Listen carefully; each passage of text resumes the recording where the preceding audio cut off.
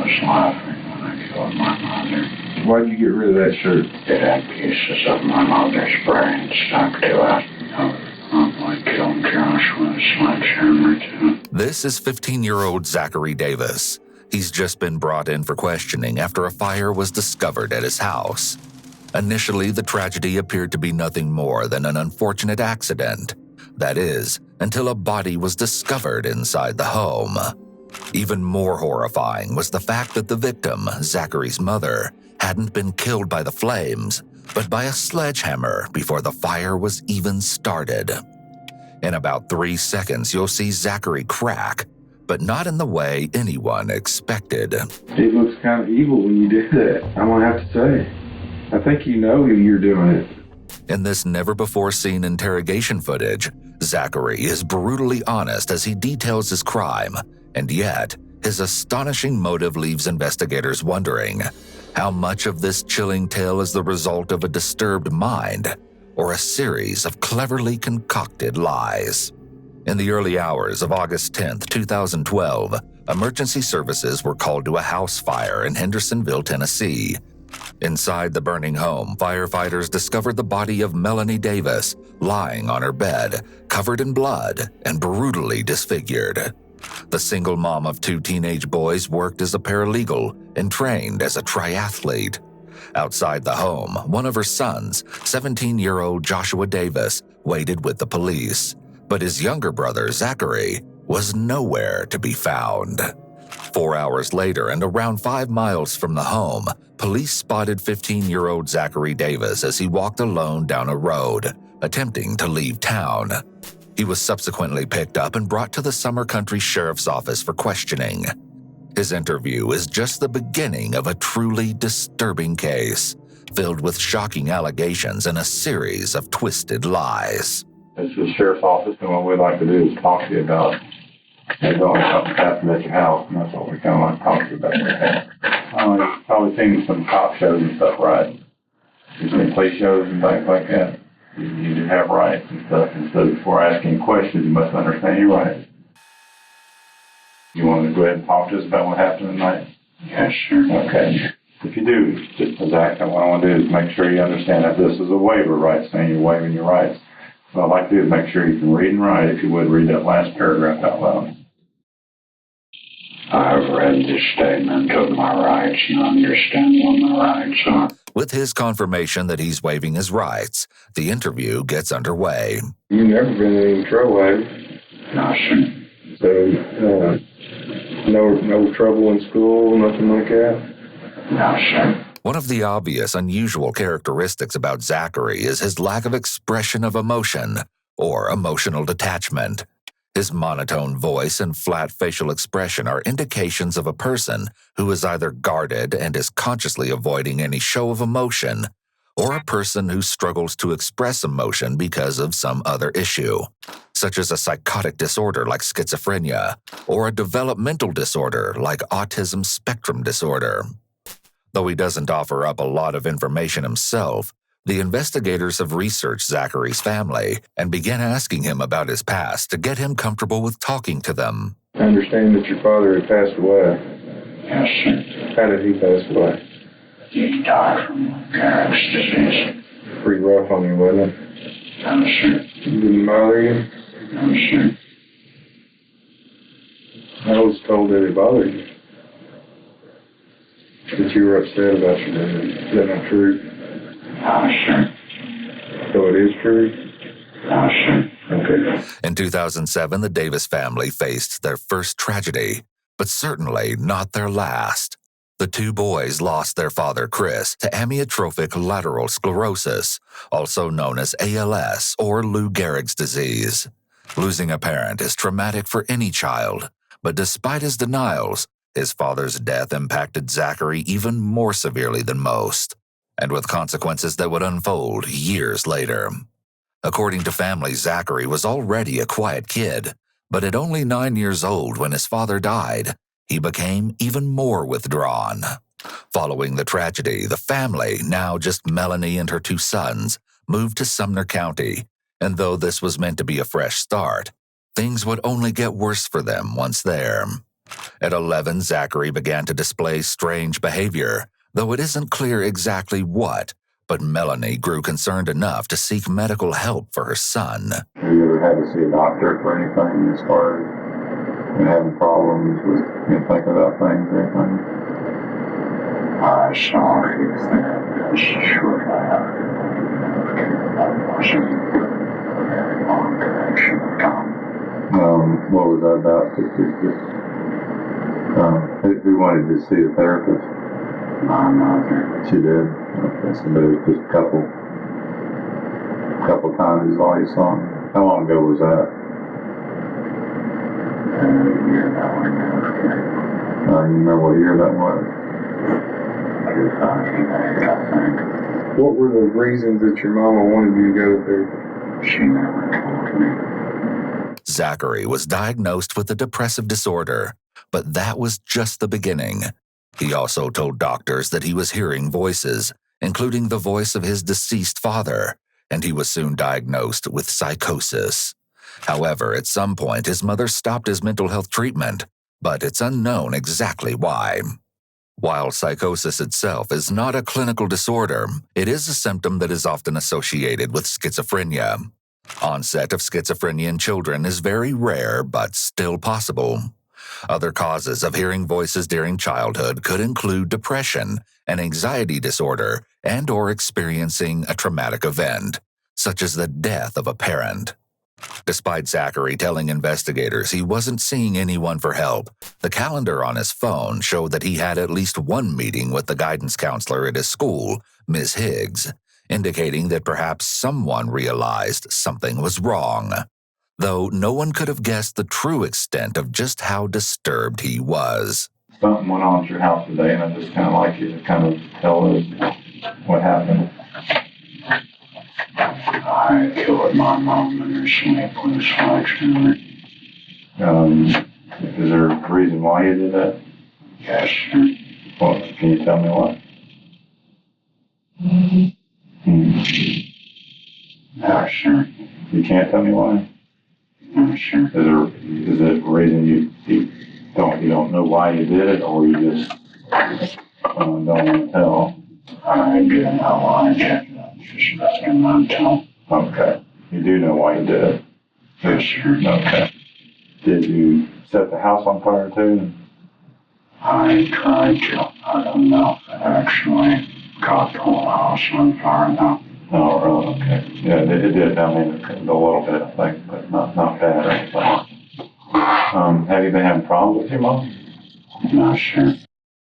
Unlike most crimes, it's all too clear that Zachary is the killer, but though he states freely that he killed his mother, this story will change eventually.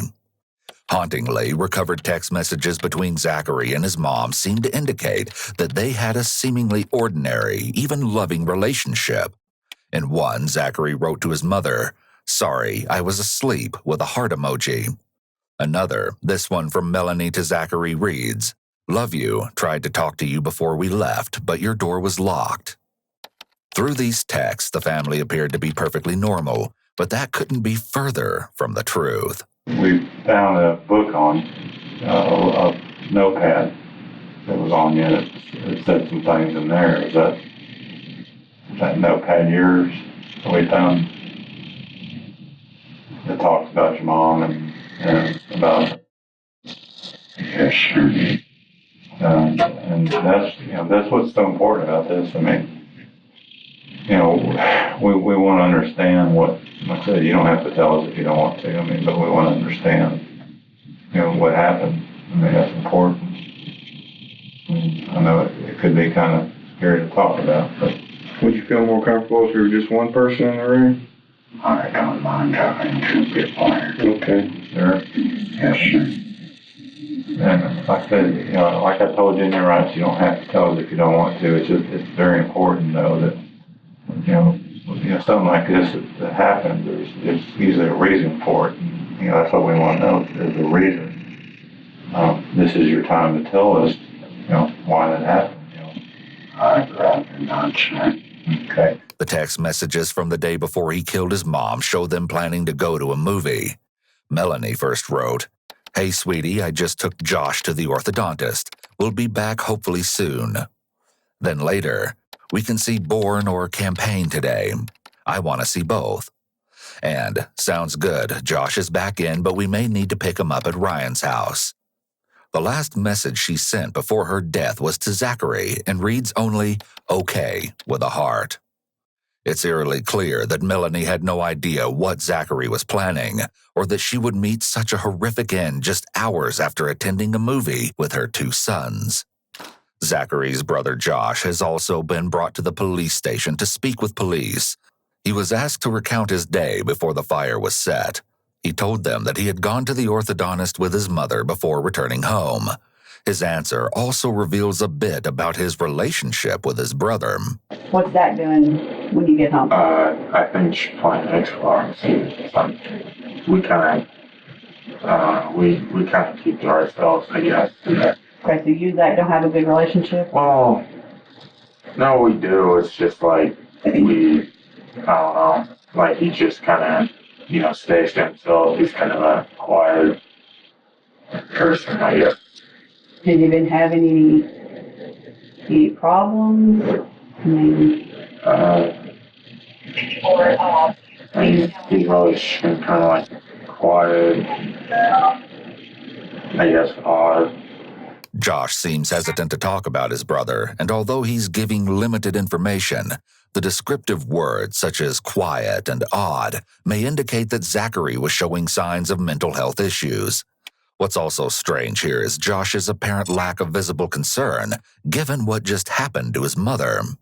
The average son or family member would be hysterical and wondering, or at least theorizing, about what could have prompted Zachary to commit such a horrific act. However, there's a chance he's in shock, as this all just occurred a few hours earlier. What kind of person is your brother? Your typical male teenager. Typical male teenager. You two get along pretty good? Sometimes. Despite this claim, texts between the brothers show that they messaged fairly often, talking about how their school year was delayed, video games, and how Zachary wanted to spend his birthday alone, with Josh writing to him, "If you don't want Ryan to come over, I can tell him not to. I want you to have your birthday the way you want it, and I especially want you to be happy on your birthday." In one more recent message, Josh even apologizes for arguing with Zachary. The brothers often used heart emojis in their messages, frequently saying "I love you" to each other. From the outside, it's difficult to imagine such a horrific tragedy occurring in this family, but only because Zachary has yet to reveal his motive to investigators. When you talk to people on the phone, who do you talk to? I mean, do you have friends you chat with or anything like that? No, sir. I usually only talk to my mother and my brother and my son. So you don't have any friends other than your mother and your brother that you talk to? No, sir. Zachary may not have had many friends outside of his family, but a note in his phone indicated that there was a teacher who he was close to. The note reads, "Thursday, March 29th, 2012. I saw Mr. Voss at school today. From the way he looked at me, I could tell he hated me. I didn't know what to say to him, so I just kept walking. I really hope I can repair our friendship before I leave Tennessee. He's the only person I've met that has sincerely cared about me. Hell, he's like a father to me. I don't know what I did to cause this, but I hope it can be forgiven. Mr. Voss is also the only true friend I've ever had."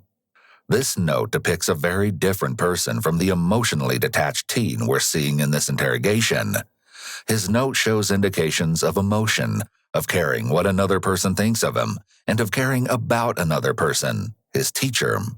The note indicates that Zachary may be lonely, and that he may not be able to connect with kids his age if he names a teacher as his friend. In his interview, Josh tells the detectives that when the movie ended around 8 p.m., the family went directly home. You didn't see anything tonight that was any different than the way he normally acts? I mean, no. It's surprising that Zachary was not either acting differently from his typical behavior just prior to murdering his mother, or at least showing a change in his behavior recently. The level of aggression that he inflicted on his mother when he killed her, and the simple fact that he went through with murdering her, are behaviors that occur when a person has snapped or has reached an emotional breakdown. Josh then recounts going into his mother's room to talk to her just a few hours before Zachary killed her. I went and talked to my mom for a little while, and then Remember about what time that was? that was right around 9, probably. That was right when I said goodnight. And she went to sleep, and then I went upstairs and was in my room. So you talked to her for a few minutes? Yes, ma'am. She was working out when I went in there, so I worked out with her for a minute. What was she doing when you said she was working out? What was she working out? Like, sleeping and stuff. Despite describing what were his last moments with his mother, Josh still shows very little, if any, emotion. When you get home and your mom goes to bed at 9, where are you and what are you doing in the house? Are you in the house? I was in my room already planning everything. You were in your bedroom or in the room where the fire was started? The room where the fire was started. What do you call that room? What do you call it? Game room. Game room? So you're in the game room planning everything? Yes, sir. All right. And how long does it take you to plan that? Probably a few minutes, but I waited for several hours to make sure everybody in the house was asleep. How did you make sure they were asleep? I just waited and then checked on them. Just checked on them? Opened the door and looked at them? Yes, sir. I killed her at around 11 p.m., I think. And I think she went to sleep at around 9 o'clock. Okay. When you killed her, what about your brother lives there with you too, right? That's the only person who lives with you? Yes, sir. Did you do anything to him? No, sir. I was kind of expecting the fire to kill him. Oh, you were? Okay. That's right. Zachary didn't just set the fire in an attempt to destroy the evidence of him killing his mother, but also in the hopes that his brother would be killed by the flames. As well, to ensure Melanie's death, after hitting her with the sledgehammer, Zachary locked the door behind him to prevent Josh from going in and potentially helping her. And then I woke up around, I'm not sure what time it is, the thing was going off. And, at first I didn't know what it was. I thought it was like a sound in my room. Then I figured out it was a fire alarm. I was running around, and I was looking for my brother upstairs in his room. He wasn't in there, and I saw the fire was started in there. So I ran downstairs to get my mom, and the door was locked. So I had to kick the door in to get in there. And then I threw her on the bed. What did you do then? I just went outside the house and called 911 and went and got my neighbors and my child. Where'd you get the sledgehammer at? From my garage. Okay, and what about, how did you try and set the fire? First I tried to drag the lawnmower upstairs and empty the fuel tank in the room, but I couldn't do that, so I just poured a bottle of whiskey on the floor and left it on fire. A bottle of whiskey? Yes, sir. Okay. And was that before or after you hit your mom? After. After, okay. How many times did you hit her with the sledgehammer? I don't know. I mean, any estimation? I'd say at least 12. 12 times. Where did you hit her at on her body? Around the head area. Okay, was she sleeping at the time, or? Yes, sir. Okay, did she wake up and say anything to you? No, sir. I put my fingers on her neck to check her pulse and make sure she was dead. Did you touch her anywhere else? No, sir. Have you thought about touching her anywhere else? No, sir. Josh was asked the same question, likely to determine if his story will match the forensic evidence found on Melanie's body.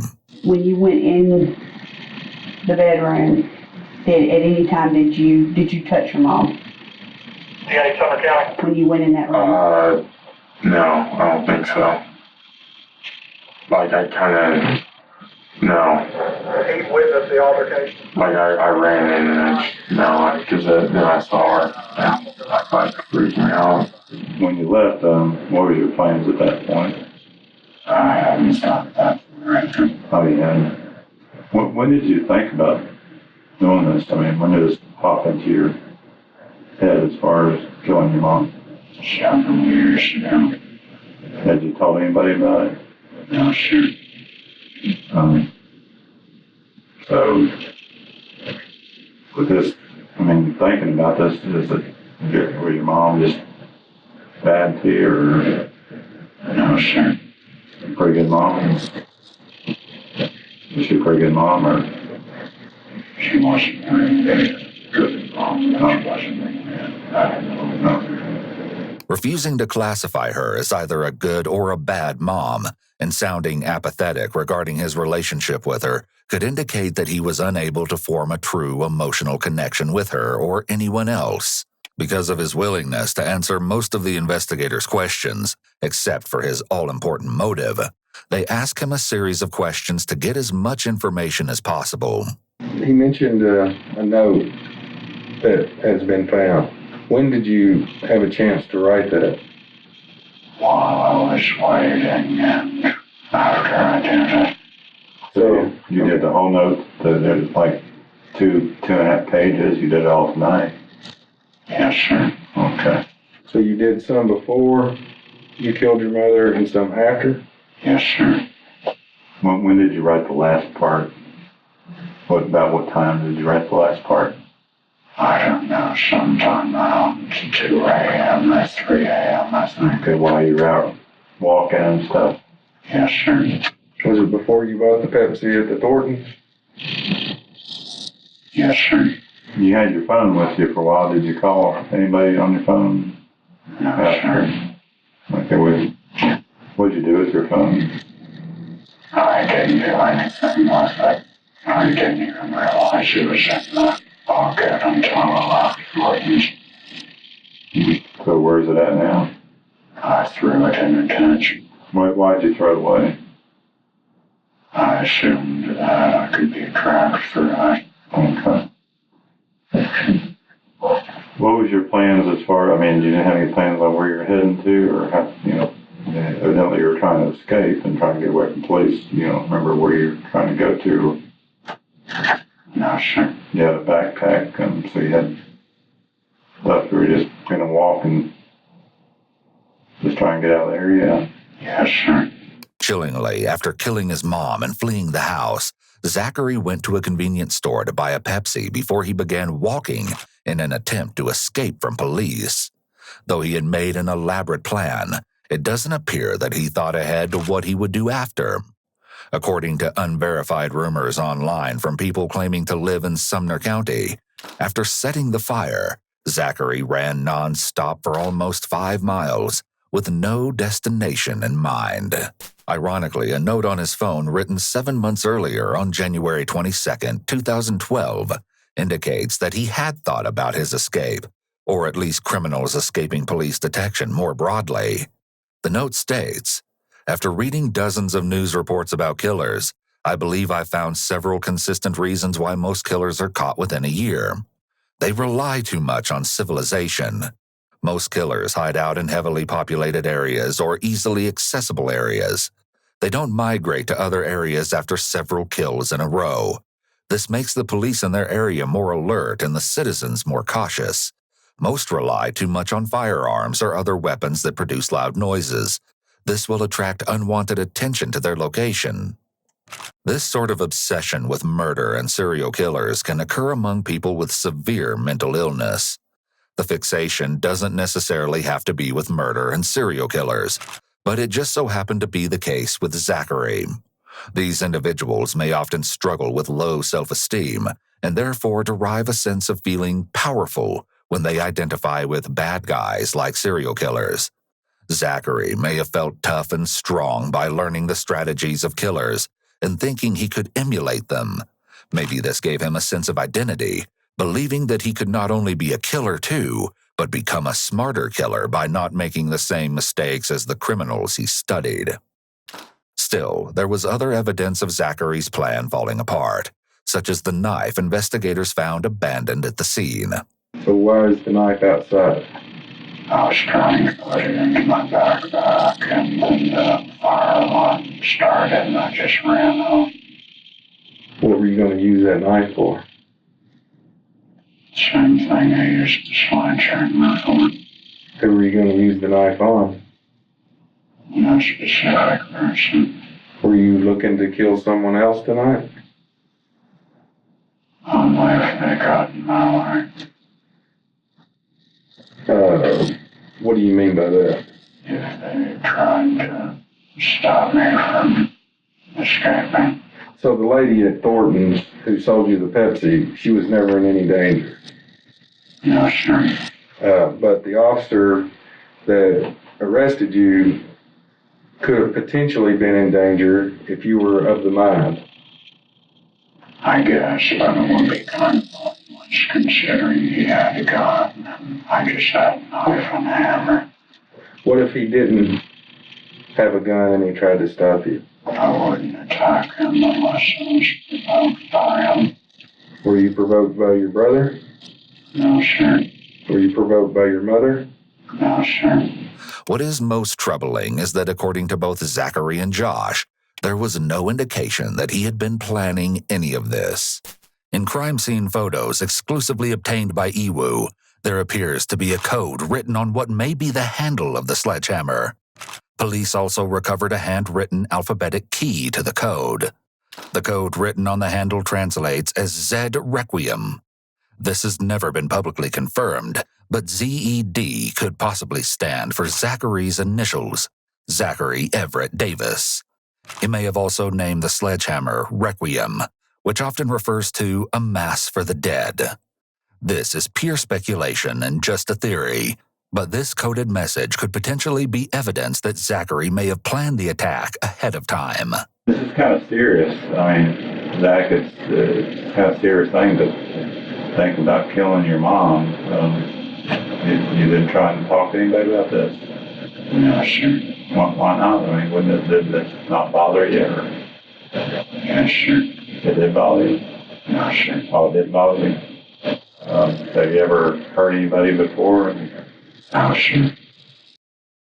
Well, I mean, how do you feel when you killed your mom? I didn't think anything. It's possible that Zachary is saying what he thinks a serial killer would say, as though he's playing a role. It's difficult to say for sure, but we know that he was affectionate toward his mother in the text messages they exchanged, and she was affectionate toward him as well. He made the same comment about not feeling anything about his father's death. It's possible that it's easier for Zachary to cut off all emotion than to feel the pain of grief and loss. On the other hand, his complete detachment from his mom may be the result of a personality disorder, such as schizoid personality disorder. In this disorder, the individual does not want to have any close relationships, even with family members. They prefer to be alone and appear to be cold and have a flattened affect, as Zachary does.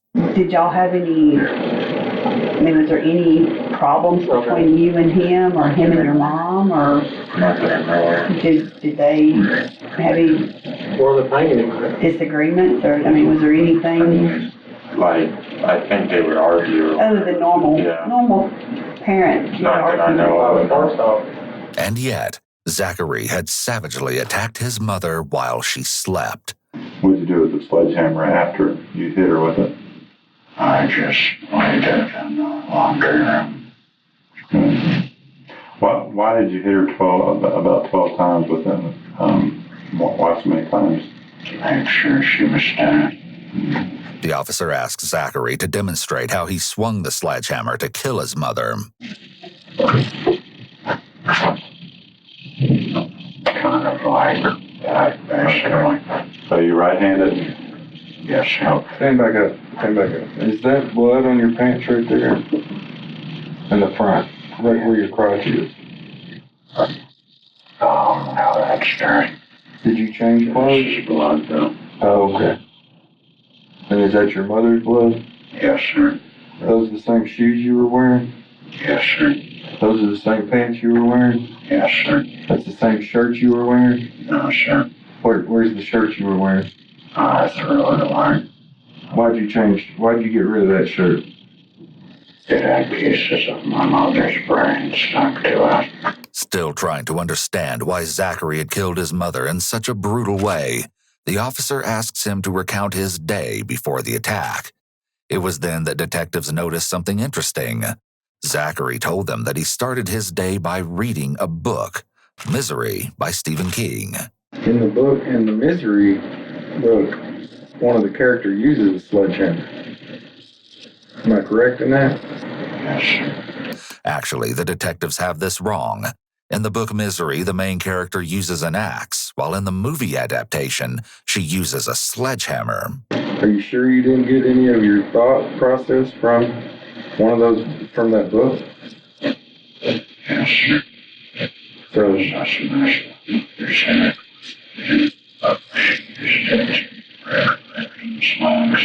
so do you think, so you're saying that's strictly coincidence? Yes, sir. So you didn't draw any kind of thought process from the book Misery as to how you killed your mother? No, sir. Zach, we've been doing this a long time, and I mean, sledgehammer is a very unusual weapon to kill somebody with. So that's why he and I are asking that question, why a sledgehammer? I would have used a knife, but I was worried that I missed the vital area. Did you have any other type of weapons in the house that you thought about using? Something about using a claw hammer. A claw hammer? Yes, sir. I mean, you don't remember feeling anything? Did you cry? No, sir. Were you screaming when you're hitting her? No, sir. Did you say anything to her before you hit her? No, sir. Did you love your mother? Somewhat. When you say somewhat, I mean, is there anything she's ever did to you that you hate her for? No, sir. Though Zachary denies that the book inspired his weapon of choice, possibly because he wants to take all the credit himself, his internet history indicates that murder and death was something he'd been thinking about for a long time. He had two particularly strange apps downloaded on his phone, including one about serial killers and another about torture devices. As well, among the more mundane video game cheat codes and jokes, he had a copious amount of gory images. Zachary had also bookmarked a few bizarre websites, including articles about the murder of Junko Furuta, Catherine Murch, who took her own life after killing her kids, the Louisville chainsaw murder, a cult leader on trial in Ohio for killing a family of 5, and an X-Acto knife double homicide. He also had a particular obsession with the killer Nevada Tan, also known as the Sasebo slashing, where an 11-year-old murdered another schoolgirl, 12-year-old Satomi Mitarai. Perhaps most tellingly, Zachary had also bookmarked an article titled Understanding Schizophrenia from helpguide.org. It's possible that he may have been trying to figure out why he was experiencing certain symptoms. Although Zachary may have some sort of severe mental illness, maybe even psychosis, as he's sitting in the interrogation room answering questions, he appears more like a cold-blooded murderer than a person suffering from psychosis. But this wasn't all. Zachary made notes on his phone that give unique insight into his twisted state of mind leading up to the killing. One says simply, Samantha Marshall, female, possible victim of rape. Another says, hanging over the masses like a shadow or a dark cloud, executing them all one by one without a sound, omnipresent and biding its time, ready to steal you away at your prime, welcoming to the stupid and the bold, not following any pattern, just doing as told, laying to rest kings, queens, peasants, and thrall, death will eventually punish us all. So you can rewind the clock and go back. What would you do? I'd kill Josh with a sledgehammer too. In stark contrast to Zachary's statement, When Josh was brought in for a second interview, the detective asks him about an incident that occurred at school, showing that the brothers saw their relationship with each other completely differently. But when you got in trouble with at school, I think it was last year, what happened to cause that when you got in a fight? Somebody said they were picking on Zach. Oh, no, that was 8th grade. Oh, was it 8th grade? Yeah. Oh, okay. Middle school, wasn't it? Yeah. What happened to cause, I mean, what were they doing? He was like like a piece paper, like you know how you roll up a thing of paper. Mm-hmm. He was kind of hitting him with that. Hitting Zach with it? Yeah, and I told the kid to stop, and he went up there and did it again. So, Okay. And what was Zach's take on that? I mean, Was he mad that the guy was hitting him, or was he just indifferent, or did he ask you to do something about it? Or was no, he didn't ask me to do anything. Just taking up for little brother? It's possible that Zachary resented that his brother stepped in to be the hero. He may have been frustrated that he couldn't protect himself and instead had to be saved by Josh. Do you still want to kill Josh? Yes. And you're not going to tell me why? No, sure. I'm really curious as to why. I mean, you said that he was the only confidant you had. You didn't talk to anybody else. Why would you want to get rid of the only person that you confide in and talk to? I don't know. Well, you said you don't want to tell me, so you do know.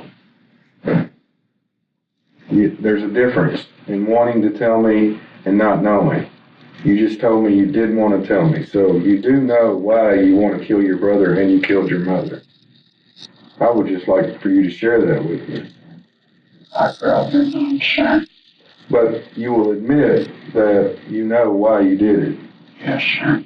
Let me ask you this. Do you always talk like you're talking to us now? Yes, sir. So if I talk to someone that knows you or a teacher, they're going to say, this is your demeanor. This is how you talk. Most likely. And so you're always monotone and robotic when you talk. Yes, sir. Unnerved by Zachary's behavior during his interrogation, detectives ask Josh the same question. Has he always been talking that monotone voice? Like quiet. He's kind of quiet.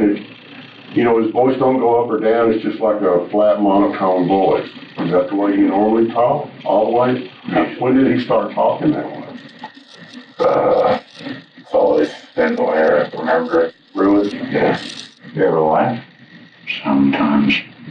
What makes you laugh? Various things. Various things. Give me an example.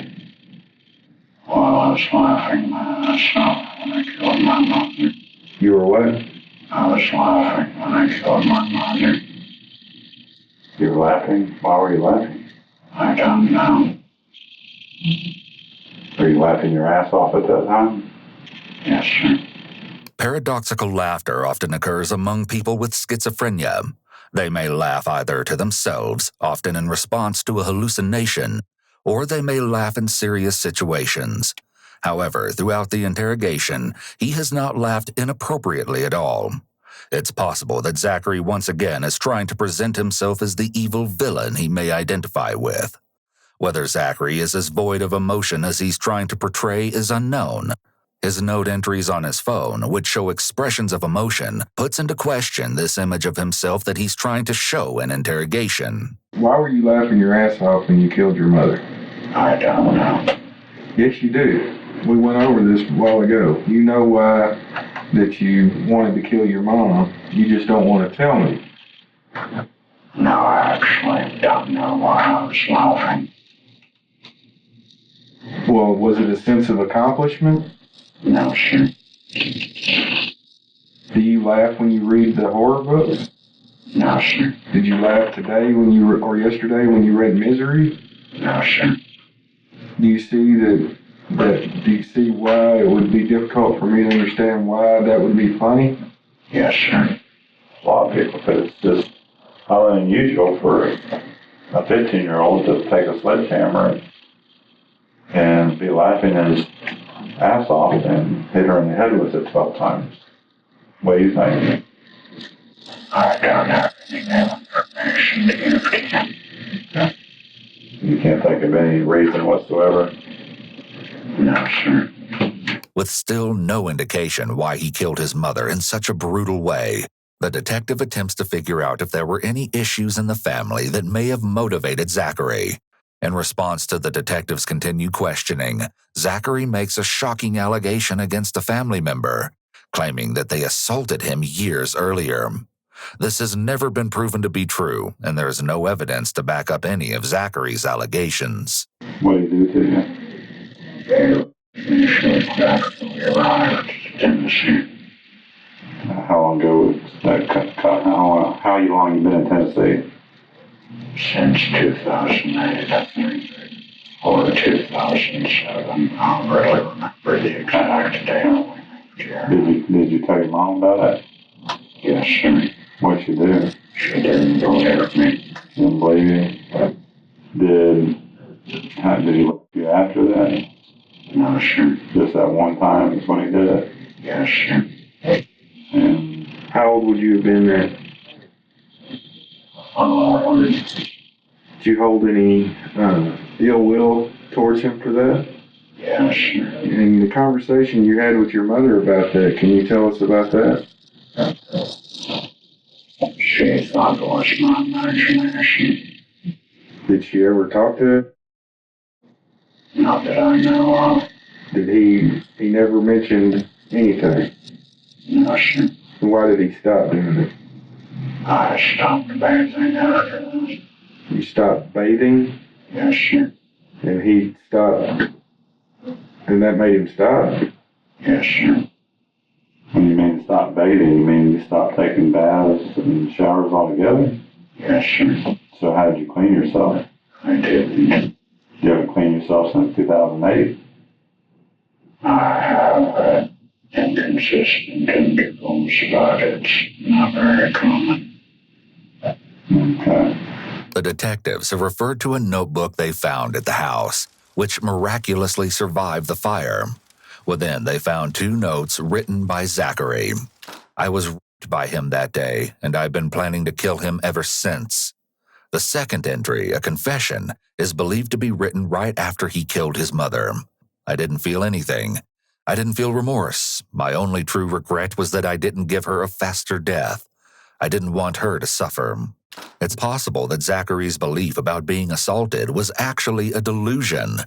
Individuals diagnosed with schizophrenia may experience delusions, which are strongly held beliefs that are unfounded. There's always a reason. There's always a story. And just because it's your story and we're sitting here today doesn't make it any less important to us.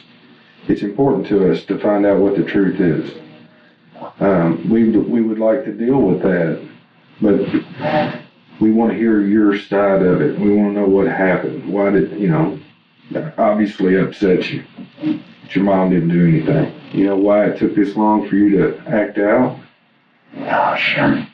They just boiled and boiled and boiled? Is that what you're saying? Yes, sir.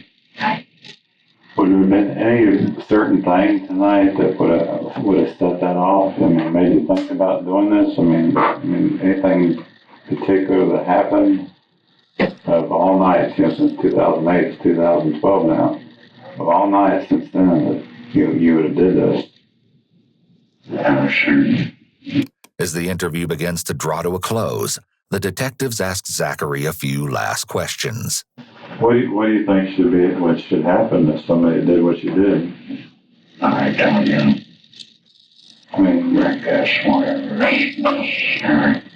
Whatever's necessary, but I mean, what do you feel? I mean, what do you feel? I mean, if somebody was to do this to you, what should happen to them? I don't think it would really matter. Because if you give them the death sentence, they'll die, and if you give them a life sentence, they'll die in prison anyway.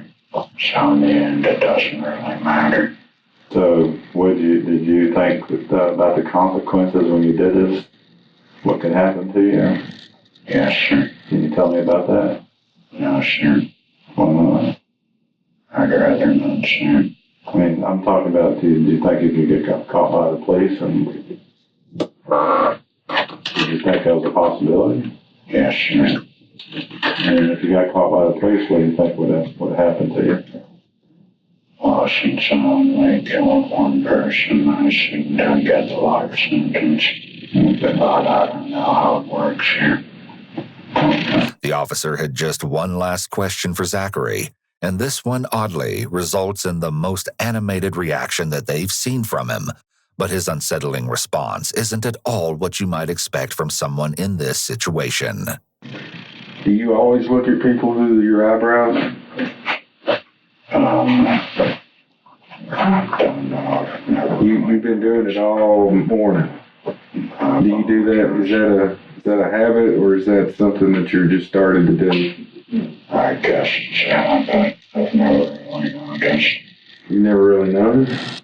No, sir. Nobody's ever said anything to you about it? No, sir. Why'd you giggle? It's I mean, you don't know that you do that right there? no, sir. Okay. I'm not picking on you, I'm just... It looks kind of evil when you do that, I'm gonna have to say. I think you know you're doing it. And you're smiling about it, so I think you're pretty aware of what you're doing. No, I didn't realize I was doing it. Yeah, you did. Given what we know about Zachary's obsession with murder and serial killers, it's likely that being called evil is a compliment. This again shows that he might identify with some sort of evil character or villain. If Zachary's monotone voice and eerie eyebrow stare are all an act, it's impressive because he was able to keep up the act and not break character throughout the whole interrogation.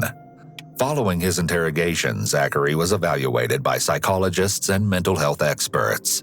One stated they believed that at the time of the killing, Zachary didn't have the mental capacity to meet the legal definition of premeditation, and that his mental illness affected his ability to use reflection and judgment. In fact, the psychologist said that at the time of the crime, his thoughts were driven by psychosis. He was diagnosed with schizophrenia and a depressive disorder. Changing his story from what he initially said to investigators, Zachary told one doctor that he had heard his deceased father speaking to him and that he had allegedly urged him to kill his mother. Still, investigators pointed out that he had fled the house with bags he had already packed, ditched his phone, and told police that he'd been thinking about killing his mother for years, all demonstrating that he planned the crime. Zachary eventually appeared on the Dr. Phil show, where he gave yet another reason for killing his mother, this time changing his story completely and claiming that he did it because, quote, "she wasn't taking care of my family." But still, in this interview, he maintains that he was the one who killed her. However, he would shock everyone, including his own legal defense, when in court he once again told a completely altered story, naming a different killer. During his trial, Josh sat directly behind Zachary, but the brothers never spoke. When Zachary took the witness stand, he changed the story he had been telling for 2.5 years and stated, quote, "I didn't do it." He suddenly blamed the entire crime on Josh, claiming that he was the one who used the sledgehammer to kill their mother and that he just took the fall, making him innocent. Following this, Zachary's attorney attempted to declare him mentally incompetent and for the case to be deemed a mistrial. Furthering the drama, after his lunch break, the attorney asked to be dismissed from the case, but was denied. The judge speculated that he wasn't sure if Zachary was the ultimate con man or manipulator or not, but that was the jury's job to figure out. Despite his last-ditch attempt to blame Josh, Zachary Davis was convicted of the first-degree murder of his mother, attempted first-degree murder of his brother, and aggravated arson. He was sentenced to 71 years in prison with eligibility for parole after 51 years. To this day, there is speculation that Zachary may have had aspirations to become a serial killer.